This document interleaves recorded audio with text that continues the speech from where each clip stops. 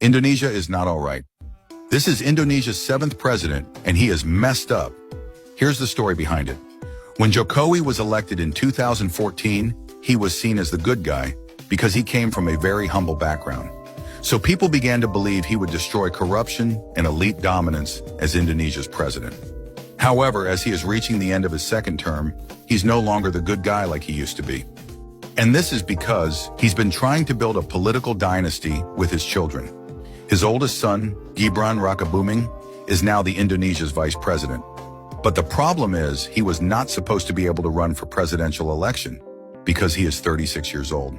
The Indonesian constitution clearly stated the minimum age must be 40 years old.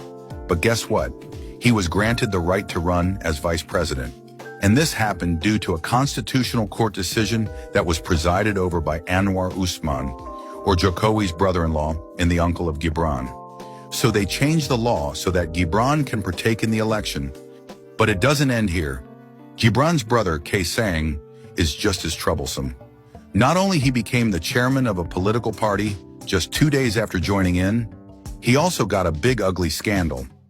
It is said that Jokowi and his family is living in luxury. And this is terrible since Indonesia's middle class shrunk by nearly 10 million people between 2019 and 2024. And yet Widodo's son, Kelicikan, was recently seen online flying on a private jet with his wife.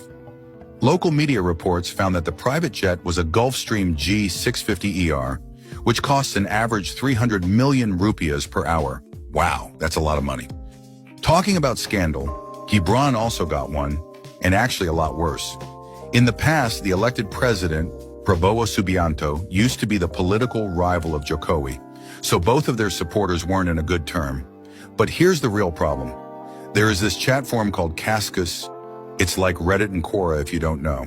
The trouble comes from a troll account named Fufufafa, who believed by many that this account was actually Gibran due to its digital footprint.